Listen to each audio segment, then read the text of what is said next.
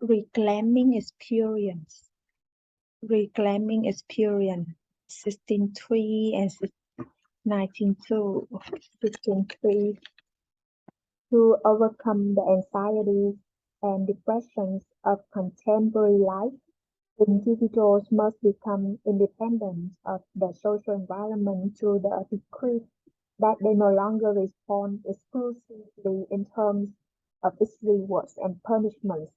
To achieve such autonomy, a person has to learn to provide rewards to herself.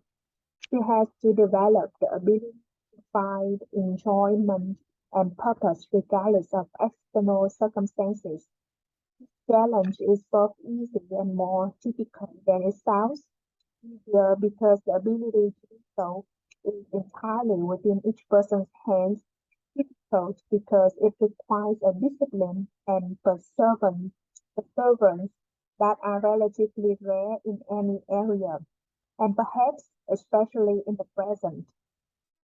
And before all else, achieving control over experience requires a drastic change in attitude about what is important and what is not.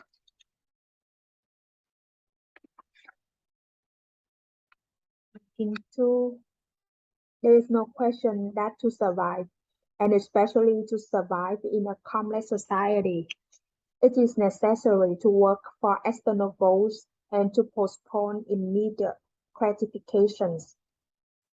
But a person does not have to be turned into a puppet tricked about by social controls.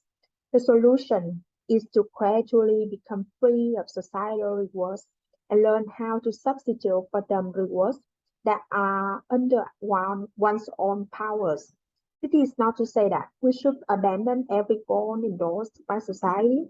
Rather, it means that in addition to instead of the goals others used to bribe us with, we develop a set of our own.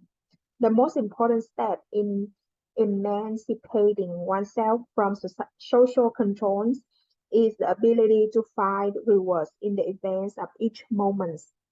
If a person learns to enjoy and find meaning in the ongoing stream of experience, in the process of living itself, the burden of social controls automatically falls from one's shoulders.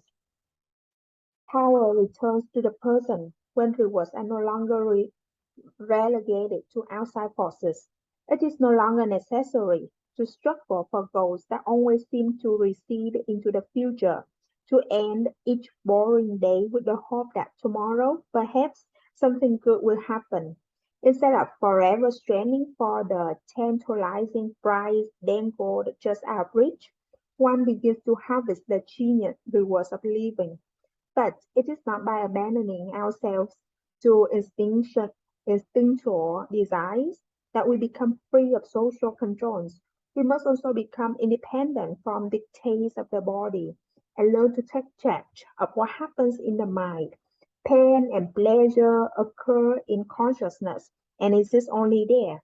As long as we obey the socially conditioned stimulus response patterns that exploit our biological inclinations, we are controlled from the outside to the extent that a glamorous and makes us salivate for the product sold or that a frown from the boss spoils the day. We are not free to determine the content of experience.